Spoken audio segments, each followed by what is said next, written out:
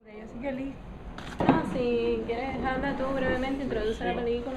Sí, es una película que es más para discutir que para presentar, así que voy a ser muy breve, más o menos dar un recuento de cómo surgió el proyecto. O sea, la película la empecé a filmar hace 5 años, que fue más o menos el momento en que conocí al mundo de Snoes y me dijo que estaba terminando la continuación de Memorias del Subdesarrollo.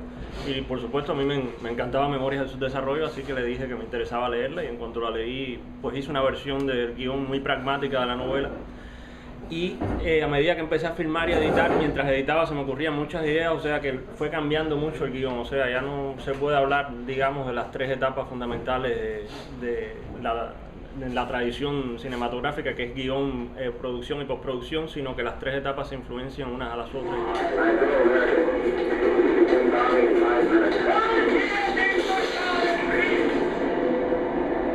Pudiera decir mucho más, pero bueno, hay una diferencia fundamental entre la novela y la película, y es que en la novela el personaje de Sergio tiene 80 años, o sea, es un alter ego del mundo de Snoes, y en la película es un individuo que tiene 50 y pico de años. Yo tengo 33, y entonces quería crear un personaje que estuviera a mitad de camino entre las 2 generaciones, y para hablar de cosas mucho más cercanas a mi generación, y bueno, de ahí el resultado del personaje, que ya eso disparó muchos cambios en toda la película. Pero bueno, mejor hablar de eso ya después que la vea.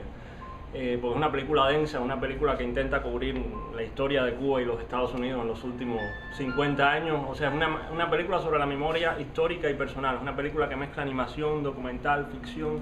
Un poco, literalmente es un collage.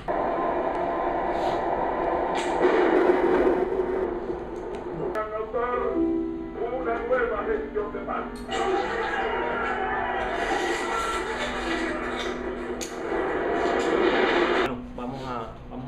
Y después Coyula vuelve sobre la película, queremos que ustedes hagan preguntas y podemos conversar un poco más, ¿no?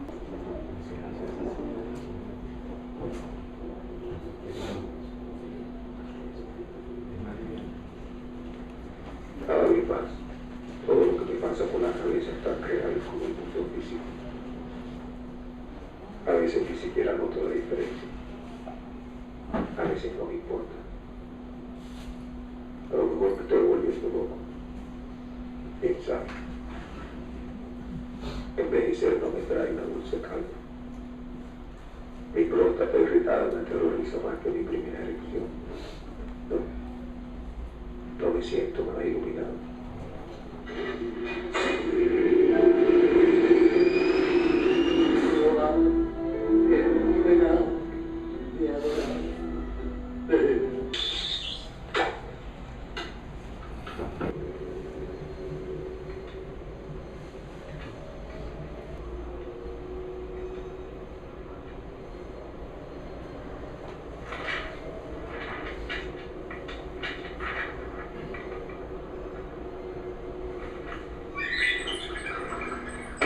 The revolution, at its core, is all about intensity.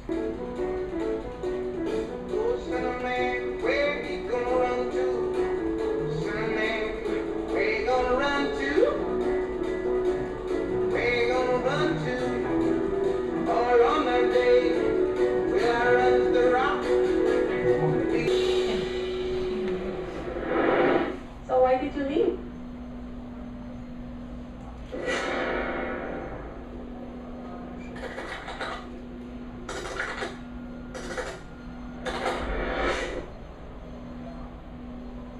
Well, ¿Sé que tiene alguna pregunta? Aquí, bueno, hay mucho material de archivo, sobre todo las imágenes del Mariel, de repudio y todo eso, que mucha gente firmó, por supuesto los noticieros le dijeron que esas cosas para firmar las marchas y todo eso, sí, pero la violencia, sí. Pero sí, mucha gente había firmado camaritas 8 milímetros que tenía videos que hacer, y entonces me pasé como 2 años recopilando, con mucha gente ya sabía, se los había llevado para Estados Unidos, y busqué toda esa fuente y más o menos edité toda la secuencia a partir de ese material. Ese material de archivo que lo recopilas casi todo en los Estados Unidos. Sí, fue todo recopilado ya. La historia de Cuba está en Estados Unidos. Sí. porque siempre las imágenes eran más clásicas del Mariel, eran los barcos yéndose, pero a mí sí me pareció que lo que había pasado antes era lo más dramático. Y bueno, también están los primeros 10 minutos, que son una secuencia de que están todo hecho a base de fotografía de la Bohemia del 59. Y la película siempre ilustra la época, no a través de poner un año de que esto es 1959, sino que hay siempre algo de fondo en el televisor.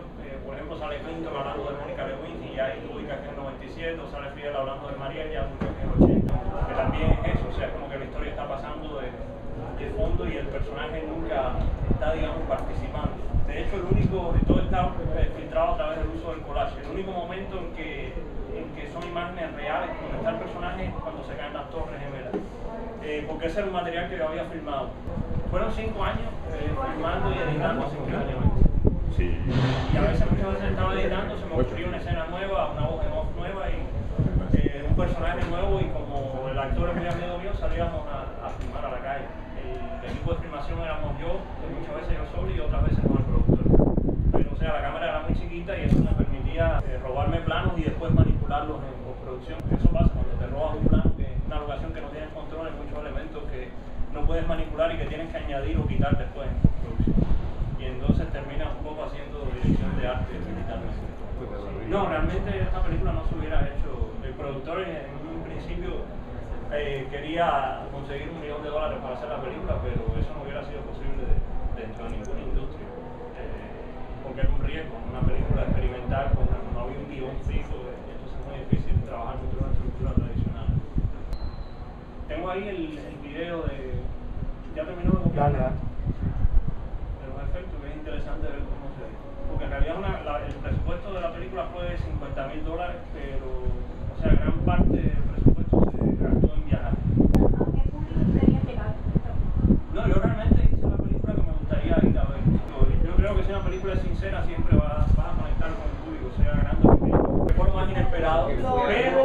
Todo para el público que fue a ver el estreno y luego leyó esa nota del periódico oficial, resultó realmente... Fue muy raro, pero fíjate que fue el único que publicó de la prensa, digamos, oficial. Fue la única cosa que publicó. No sé si soy muy paranoico, pero es como para que Granma diga lo que se tiene que decir. Entonces ahí en esa escena entró un poco la propia duda de, porque el comienzo con las animaciones muy fuertes, mucho tiroteo, y luego al final más, digamos, naturaleza, más contemplativo, casi budista. Entraron en una duda a ti mismo que eso era un tiempo demasiado largo en la producción, que a lo mejor ha cambiado el propuesto de la película o digamos... No, tú sabes que eso fue muy curioso porque esa escena fue la segunda escena que filmamos, la de la gente. Eso fue en el 2005 y lo que pasó, el propósito de la escena de la gente es para dar el hecho de que en Cuba, por ejemplo, le censuran, cuando comparan Che Guevara con Superman no le dejan publicar el texto. En Estados Unidos no le publican el texto porque no tiene interés comercial. O sea, la idea era dar esto. O sea, verla aquí fue diferente. O sea, estaba sintiendo una relación con todos los demás que estaban pensando y el dolor de la película también se me proyectó de otra manera, ¿no? O sea, creo que ahora ganó mucho más que cuando la vi sola. Y me parece que el reto muy grande que tiene es haber sido, de todas maneras, una segunda parte de Memoria, ¿no? Eso nos traería volver a ver Memoria de todas maneras, ¿no? Pero comparando, por ejemplo, con la Suite de Habana, que es la última película cubana que creo que pretendió tener un enfoque bastante crítico y que para mí tiene como efecto que todavía es una película que plantea que la cultura nos redime de la no vida. Que en esa generación, que es la mía, te salvaba hacer un gesto cultural para poder redimirte de lo que no has vivido en todo el resto de la vida, ¿no? Y entonces eso para mí era, cuando la vi, que también me emocionó, que también lloré con la película, era la equivocación, ¿no? Yo sentía que me querían dar todavía una creencia en los Reyes Magos y que yo no quería aceptarla, ¿no? Creo que esta película va más allá, o sea, la cultura no te redime de nada, ni aquí ni allá. Eso creo que es el reto mayor que tiene la película, ¿no? Yo creo que se puede delimitar en 3 etapas fundamentales. Primero, la vida académica de él, que ahí sí, incluso cuando le contesta al alumno que habla de la democracia de la americana todavía está en un discurso del que no se puede desprender de todo lo que ha aprendido en Cuba a contestar a ese tipo de preguntas. Es interesante que subyace, no es el tema de la película, pero que está muy tomado, que es el problema del cuerpo. O sea, el intelectual salido de aquí, de la isla, es un intelectual sin cuerpo. Y todo el tiempo le está probando eso, sus relaciones frustradas, y achacando la culpa a otros modelos. Y es interesante porque todo el tiempo esa culpa en él ha sido criado en un sistema que lo hizo un intelectual sin cuerpo, y eso creo que va más allá de lo que tú quieres en la película. Es un tema, por lo menos que a mí me interesa, y que aquí está muy tomado a partir de sus relaciones todas frustradas y que siempre lo achaca al otro, ¿no? Quisiéramos decir, el espíritu que nos queda todavía está ahí en ese momento de la música, ¿no? Que es muy buena también. No vamos a hablar de la música, pero que creo que la música, toda la selección es muy buena, y el momento de bola es tremendo. Nunca había pensado que pudiera tener una lectura política en ese sentido. Total. Y sí, sobre todo al final también, que me parece muy pesimista cuando dice lo de adiós felicidades, que casi no te conocí. Mientras sale la imagen del cosmonauta en Marte, o sea.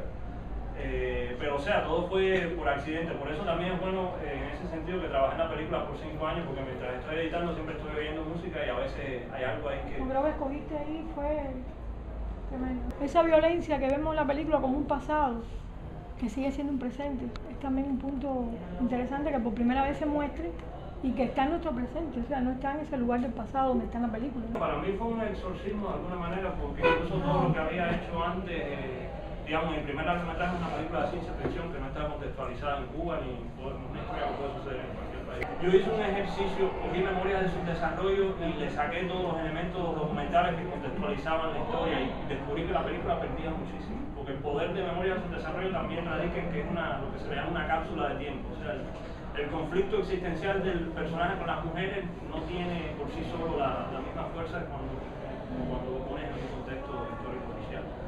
Y una vez que descubrí eso, sí decidí en Memorias del Desarrollo pues contextualizar en todo momento la historia, porque me parecía que era parte intrínseca del personaje. Este es un personaje que nace a mediados de los 50, pero que llega a su vida adulta ya después del triunfo de la revolución. Y sin embargo, entra a trabajar, digamos, porque trabaja como escritor, pero es como por inercia, o sea, no es un individuo que estuvo, que participó o que peleó en ningún tipo de lucha, ¿verdad? Y por ahí entonces toda esa percepción que a mí me parece muy interesante en Memoria de su Desarrollo, que el cinismo también se puede aplicar a nuestra generación también. El cinismo de Sergio es muy contemporáneo también. Y lo retro que es la película es muy retro, ¿no? Porque realmente todas esas son imágenes envejecidas, sí, y que están tomadas como lo actual, y eso me parece muy interesante. No sé en otro contexto cómo funcionen, ¿no?